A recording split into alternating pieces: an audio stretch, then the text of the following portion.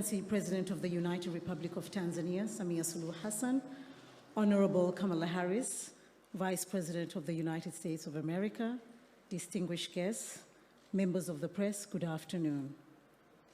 Madam Vice President, you're warmly welcome to Tanzania, the beautiful land of Kilimanjaro, Serengeti, and Zanzibar, just to mention a few. In front of you are journalists, local journalists and international journalists from different organizations who are ready to hear your remarks. President Samia Suluhu Hassan, Karib Sana. Thank you so much. Your Excellency Kamala Harris, the Vice President of the United States of America, senior government officials from Tanzania and the United States, members of the press, a very good afternoon. Today, Tanzania has made another historic milestone with two female leaders, the Vice President and the President, meeting here at the State House. Wakikutana hapa Ikulu ya Dar es Salaam. Na kuongeza juu ya hayo yote, viongozi hawa wanakutana wakati wa mwezi muhimu sana, mwezi wa historia ya wanawake, mwezi Machi. Hii ni hamasa kubwa na ushuhuda kwa wasichana wa Kitanzania. Na kushukuru sana Mheshimiwa Makamu wa Rais kwa kuheshimu mwaliko wangu na kuja kunitembelea. Karibu sana. Mheshimiwa Makamu wa Rais na dada yangu mpendwa, ninakushukuru kwa kukubali mwaliko wangu na kuifanya Tanzania kuwa miongoni mwa nchi za kipaumbele katika ziara yako barani Afrika. Hii pia ni uthibitisho wa dhamira yako ya kuimarisha zaidi uhusiano na Afrika, na hii ni hatua muhimu nasi sote tumekuwa tukikisubiri. Ziara yako inathibitisha uwepo wa mahusiano yetu katika sekta mbalimbali. Ziara za viongozi mbalimbali kati ya nchi zetu zimeendelea kuimarisha mahusiano haya. Na ziara yako ya sasa na uhakika kwamba Watanzania sasa msubiri sasa Mheshimiwa Joe Biden kuitembelea Tanzania. Na tafadhali naomba unipelekee salamu zangu kwake na mwaliko, na umwambie Tanzania inamsubiri Mheshimiwa Joe Biden. Ni heshima kubwa kuwa nawe hapa. Asante sana na karibu Tanzania. Nategemea unafahamu baadhi ya maneno ya Kiswahili. Kwa mfano neno karibu unaweza kuwa unalifahamu, na neno jambo, safari au maneno ya Kiswahili bila shaka unayafahamu Mheshimiwa Makamu wa Rais. Asante.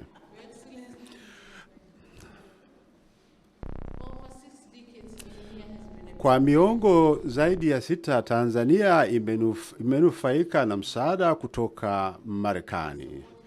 Na msaada huo umechangia kwa kiasi kikubwa kwenye jitihada za taifa za kuboresha maisha ya watu wetu. Tunaishukuru Marekani kwa msaada wa kuongeza kwenye jitihada za serikali katika sekta mbalimbali ikiwepo afya, elimu, maji, usafi wa mazingira, kilimo, usalama wa chakula, maliasili, uendelezaji miundombinu, demokrasia, haki za binadamu na utawala bora. Kwa mfano katika sekta ya afya, ukimwi na kifua kikuu havitishi tena maisha ya watu wetu. Maambukizi ya ukimwi yameshuka kutoka 7.2 hapo mwaka 2012 hadi 4.7 kwa mwaka 2016-2017, lakini imepungua zaidi kwenye mwaka 2021. Maambukizi mapya ya kifua kikuu yamepungua kutoka watu 306 kati ya kila watu 100,000 hadi watu 208 kwa kila watu 100,000. Na wanawake wajawazito wenye virusi vya ukimwi sasa wana uhakika wa kuzaa watoto wasio na ukimwi. Na hizi ni jitihada za PEPFAR. Kwa hiyo tunawashukuru sana. Kupitia msaada wenu, vifo vya malaria vimepungua sana kutoka milioni 7.7 mwaka 2015 hadi milioni 3.5. Kwa hiyo tumepunguza kwa zaidi ya nusu, na nadhani kwa jitihada zaidi tutapunguza zaidi vifo vya malaria. Na lengo letu ni kuwa na jamii isiyokuwa na malaria kabisa. Na tunategemea kwamba programu hii itatusaidia kulifikia lengo hili, na tuko tayari kumpokea mwekezaji yoyote anayetaka kuanzisha kiwanda cha madawa nchini Tanzania.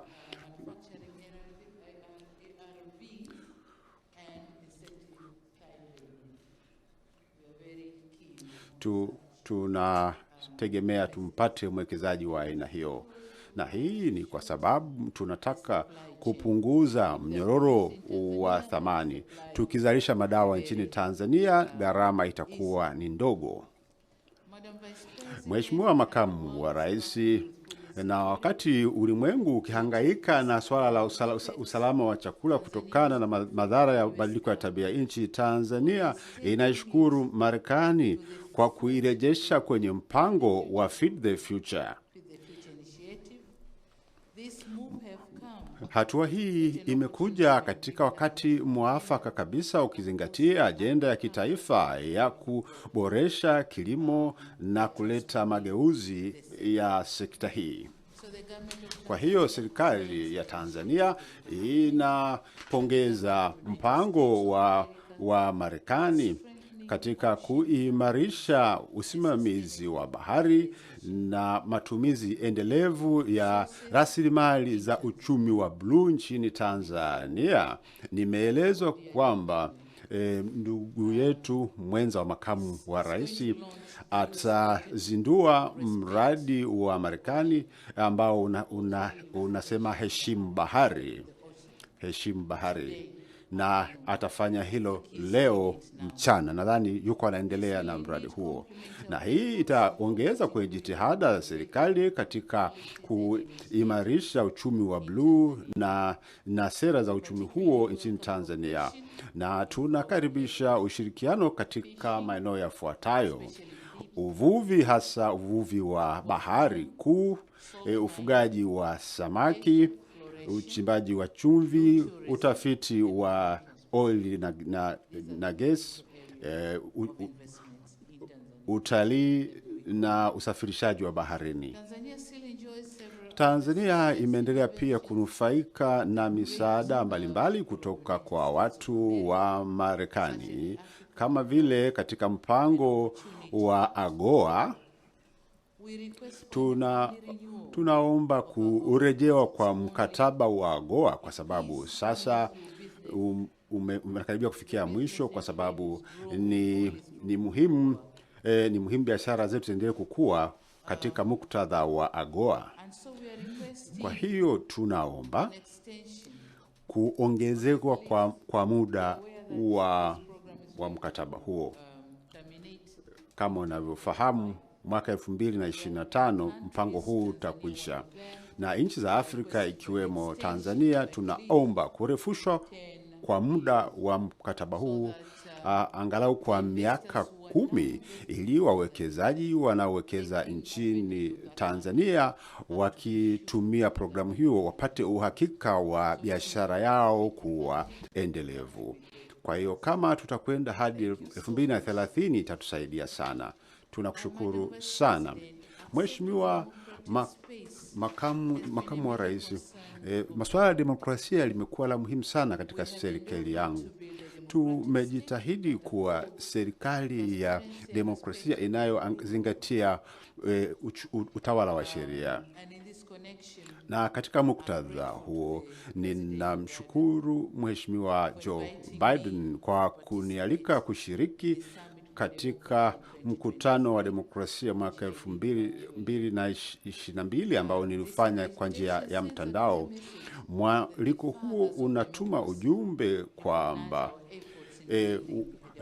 wanatambua jitihada zetu katika kujenga taifa la demokrasia, na kwa sababu ni mshirika katika masuala ya utawala bora, kutambuliwa huko na serikali ya Marekani ina maana kubwa sana kwa watu wa Jamhuri ya Muungano wa Tanzania. Mheshimiwa Makamu wa Rais na ndugu wanahabari, ni imani yetu kwamba ziara hii sio tu itatoa fursa kwa nchi zetu kuimarisha mahusiano yaliyopo, lakini pia kuwa jukwaa la kutafuta maeneo mapya ya ushirikiano. Na ninaelewa kwamba tumesha saini baadhi ya hati za makubaliano. Tumesha saini baadhi ya hati, zimesha sainiwa tayari, na hii ni pamoja na ushirikiano wa bandari, kuna kuhusu tehama, kuna mkataba pia kuhusu tehama, lakini masuala ya biashara na ushirikiano wa bandari. Na katika hizo hati zote kuna masuala mengi ya ushirikiano. Tutaangalia namna ya kuitekeleza makubaliano hayo, na tutazibainisha masuala yaliyomo humo. Na ombi langu kubwa sasa ni kuhakikisha kwamba tunatekeleza maeneo yote yaliyokubaliwa. Mheshimiwa Makamu wa Rais, nataka nikuhakikishie kwamba Tanzania inayo dhamira ya dhati katika kuheshimu makubaliano hayo, na nataka nikuhakikishie kwa niaba ya Watanzania wote. Na mwisho, lakini si kwa umuhimu, ni swala la visa kwa ajili ya kurahisisha usafiri wa watu na mizigo kati ya nchi zetu mbili. Na katika hilo Tanzania inakaribisha utayari wa serikali ya Marekani kufanya mapitio mkataba wa visa wa sasa, ili kuwawezesha raia wa nchi zetu mbili kunufaika na visa ya muda mrefu. Tunaamini kwamba chini ya mpango huu nchi zetu mbili zitapata mafanikio katika biashara, utalii na uwekezaji.